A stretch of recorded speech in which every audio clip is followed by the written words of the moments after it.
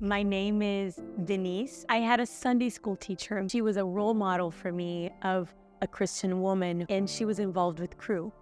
So she invited me to go with her to an evangelism seminar. When I went there, it blew my mind. I didn't know how to evangelize. I didn't know how to share my faith.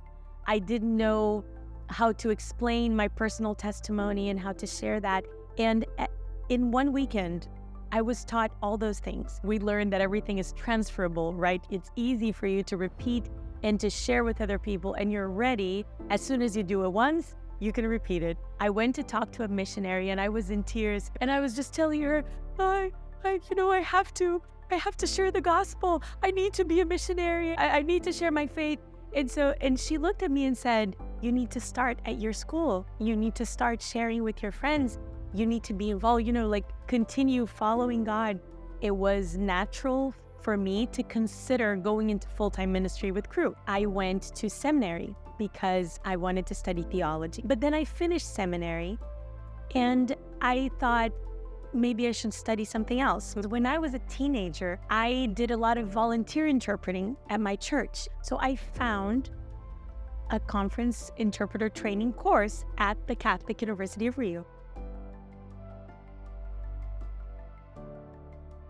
My name is Natalia Tadei. I'm an interpreter. I'm also a translator. So I met Denise and we were studying to become interpreters. We developed this relationship and we ended up talking about God. The image that I had of an evangelical person was very different from what I saw in Denise. I never felt pressured at all. I started studying and I felt that God was calling me to be a professional, which was never my dream. I wanted to be a missionary and just put my backpack on my shoulders and go anywhere God called me. But God was saying, listen, there's this group of people. Since we were very good friends and we were in the same situation of starting out in this new career, so we were always together. And there were moments in those 10 years that she would have these spiritual surges. I was close to her and being her friend and praying for her. I really felt that God wanted me to give her my Bible, but I knew that it had to be something from God because I would never have that idea myself. We get to her birthday, my husband and I give her my Bible, and she understands how special that is. I went through a very difficult time in my life. I learned from an early childhood that I had to listen to my body and that my body would guide what I would do. I always felt like I never got what I needed. Even though I was following everything that I felt I needed, that there was always something missing. I never felt complete, ever. We were very good friends and we became business partners and we started working together. Denise said, there is this publishing company. They asked us to review the translation of a Christian book. When you review a book, you read many times, right? The same paragraph and the same chapter over and over.